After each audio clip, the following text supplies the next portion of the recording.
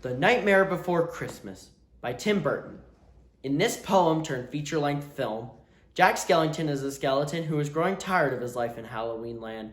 However, his life is completely turned on his head when he discovers a mysterious place called Christmas Town. Inspired by a certain Santa Claus, Jack becomes determined to spread cheer all around the world.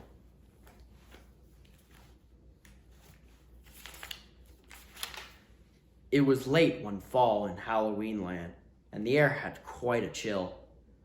Against the moon, a skeleton sat, alone upon a hill. He was tall and thin, with a bat bow tie. Jack Skellington was his name. He was tired and bored in Halloween Land. I'm sick of the scaring, the terror, the fright. I'm tired of being something that goes bump in the night.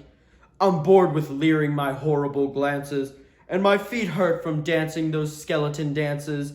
I don't like graveyards, and I need something new. There must be more to life than just yelling boo. Then, out from a grave, with a curl and a twist, came a whimpering, whining, spectral mist. It was a little ghost dog, with a faint little bark, and a jack-o'-lantern nose that glowed in the dark. It was Jack's dog Zero, the best friend he had, but Jack hardly noticed, which made Zero sad. All that night and through the next day, Jack wandered and walked. He was filled with dismay. Then, deep in the forest, just before night, Jack came upon an amazing sight. Not 20 feet from the spot where he stood were 3 massive doorways carved in wood. He stood before them, completely in awe, his gaze transfixed by one special door.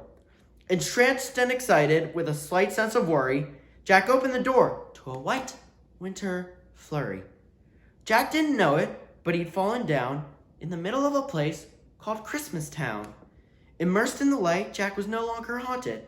He had finally found the feeling he wanted, and so that his friends wouldn't think him a liar, he took the present-filled stockings that hung by the fire.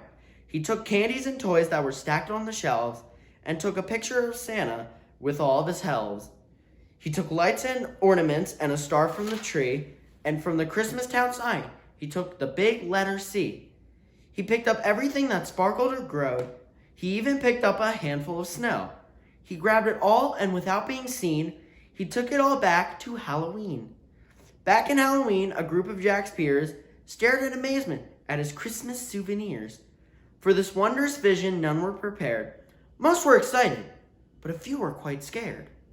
For the next few days, while it lightning and thundered, Jack sat alone and obsessively wondered, why is it they get to spread laughter and cheer, while we stalk the graveyard spreading panic and fear? Well, I could be Santa. I could spread cheer. Why does he get to do it year after year? Outraged by injustice, Jack thought and he thought. Then he got an idea. Yes, why not? In Christmas Town, Santa was making some toys when through the din he heard a soft noise. He answered the door, and to his surprise, he saw weird little creatures in strange disguise. They were altogether ugly and rather petite. As they opened their sacks, they yelled, "Trick or treat!" Then, a confused Santa was shoved into a sack and taken to Halloween to see Mastermind Jack. In Halloween, everyone gathered once more, for they'd never seen a Santa before. And as they cautiously gazed at this strange old man, Jack related to Santa his masterful plan. My dear Mr. Claus, I think it's a crime that you've got to be Santa all of the time. But now I will give presents and I will spread cheer. We're changing places. I'm Santa this year.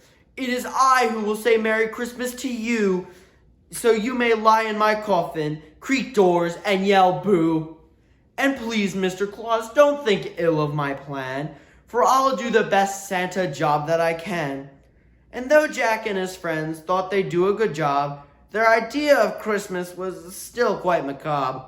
They were packed up and ready on Christmas Eve day when Jack hitched his reindeer to his sleek coffin sleigh. But on Christmas Eve, as they were about to begin, a Halloween fog slowly rolled in. Jack said, "We can't leave. This fog's just too thick. There will be no Christmas, and I can't be Saint Nick." Then, a small glowing light pierced through the fog. What could it be? It was Zero, Jack's dog. Jack said, Zero with your nose so bright, won't you guide my sleigh tonight? And to be so needed was Zero's great dream, so he joyously flew to the head of the team. And as the skeletal sleigh started its ghostly flight, Jack cackled, "Merry Christmas to all, and to all a good night." 'Twas the night before Christmas, and all through the house not a creature was peaceful, not even a mouse. The stockings all hung by the chimney with care, when opened that morning would cause quite a scare. The children all nestled so snug in their beds would have nightmares of monsters and skeleton heads. The moon that hung over the new-fallen snow cast an eerie pall over the city below. And Santa Claus's laughter now sounded like groans, and the jingling bells like chattering bones. And what to their wondering eyes should appear but a coffin sleigh with skeleton deer, and a skeletal driver so ugly and sick, they knew in a moment, this can't be Saint Nick. From house to house, with a true sense of joy, Jack happily issued each present and toy. From rooftop to rooftop he jumped and he skipped, leaving presents that seemed to be straight from a crypt. Unaware that the world was in panic and fear, Jack merrily spread his own brand of cheer. He visited the house of Susie and Dave. They got a Gumby and a Pokey from the grave. Then on to the home of little Jane Neeson. She got a baby doll possessed by a demon. A monstrous train with tentacle tracks, a ghoulish puppet wielding an axe, a man-eating plant disguised as a wreath, and a vampire teddy with very sharp teeth. There were screams of terror, but Jack didn't hear it. He was much too involved with his own Christmas spirit, and saw the commotion, the noise, and the light. Why, they're celebrating! It looks like such fun! They're thanking me for the great job that I've done! But what he thought were fireworks meant as goodwill were bullets and missiles intended to kill. Jack urged Zero to go higher and higher, and away they all flew like the storm of a thistle until they were hit by a well-guided missile. As they fell on the cemetery way out of sight, was heard, "Merry Christmas to all, and to all a good night." Jack pulled himself on a large stone cross, and from there he reviewed his incredible loss. "I thought I could be Santa. I had such a belief." Jack was confused and filled with great grief. Not knowing where to turn, he looked toward the sky, and he slumped on the grave, and he started to cry. And as Zero and Jack lay crumpled on the ground, then suddenly heard a familiar sound. "My dear Jack," said Santa, "I applaud your intent. I know wreaking havoc was not what you meant, and so you are sad and feeling quite blue, but taking over Christmas was the wrong thing to do. I hope you realize Halloween's the right place for you. There's a lot more, Jack, that I'd like to say, but now I must hurry, for it's almost Christmas Day." Then he jumped in his sleigh, and with a wink of an eye, he said, "Merry Christmas," and he bid them goodbye.